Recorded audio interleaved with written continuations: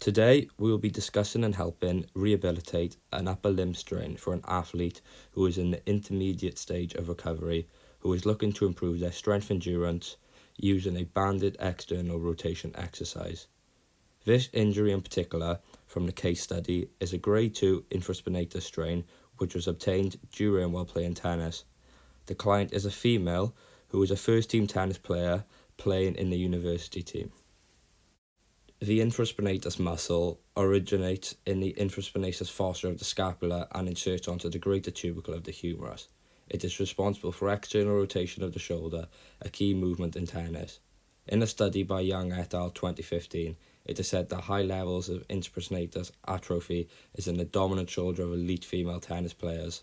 I chose this exercise because in tennis, a lot of the overhead play, such as volleys and serves, are high demanding and require a lot of energy, as said by Alraba et al. 2020. This stresses these muscles to the point of injury. This exercise helps the infraspinatus gain back its strength and ability to continuously complete many of these movements throughout the match.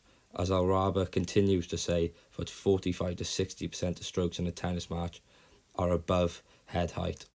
Moving on to the exercise now.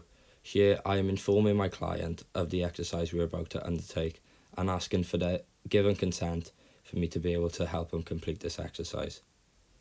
I am building up a line of communication and establishing some trust with the client as I now start to demonstrate the exercise. Here I am showing him how to correctly complete the exercise with the correct technique, making sure our shoulders are level and we're not swinging our body while we are completing the exercise, making sure our elbows are at a 90-degree angle and we're focusing the movement through the full range of motion, just through the shoulder and the elbow. Here now my client is partaking in the exercise. Just before partaking in the exercise, I informed them of how many repetitions I would like them to complete. As it is strength endurance, I would like 15 repetitions from them for 3 sets. I'm watching my client, making sure that they are performing the technique correctly, but trying not to engage in the conversation too much so I do not take their focus away and they can focus on the exercise. As my client starts to finish up his 15 repetitions, I am reflecting on how well my client performed the exercise. Here now, I'm just going to correct him on a few mistakes he made while completing the exercise, reinforcing my 3 coaching points of not swinging the body and keeping the shoulders level. The only thing I did notice him do wrong is raising the elbow above 90 degrees. Instead now, I'm just telling him to make sure he keeps it at 90 degrees as best as possible, and I ask him to complete a few more repetitions just to make sure he understands what I've said. Throughout the exercise, I gave my client simple and clear instructions not to overload them with too much information, but to make sure they benefit the most from it. And now moving on to the progression of this exercise, because my client found the exercise before too easy. A way to gauge if your client is finding the exercise too easy is using the RPE scale, which is graded 0 to 100, and my client said they were working at about a 4 at the exercise before. Here now, I'm showing my client how to do the exercise with the weighted plate. It's the exact same principle as the resistance band, except we are doing it with a weight.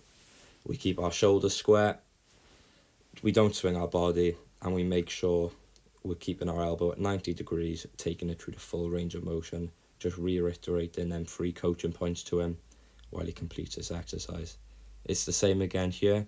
We are using 3 sets for 12 to 15 repetitions. I'm moving around to make sure my client's form is okay and making sure they are completing the exercise correctly, as he is doing, taking my knowledge from earlier where I corrected him into account. Finally now, I'm just going to demonstrate to my client a quick regression of the banded external rotation exercise that could be completed. In the case, it would just be doing the exact same movement again without any weight or any resistance at all, just doing it at your own speed, but making sure we are going through the full range of motion with our elbow bent at 90 degrees, our shoulders level, and not swinging our body, keeping nice and parallel. Here now, I am making sure my client keeps his elbow in, that he doesn't wing his scapula and make sure that the sole focus is on the external rotator of the infraspinatus. Same again here, 12 to 15 repetitions for 3 sets.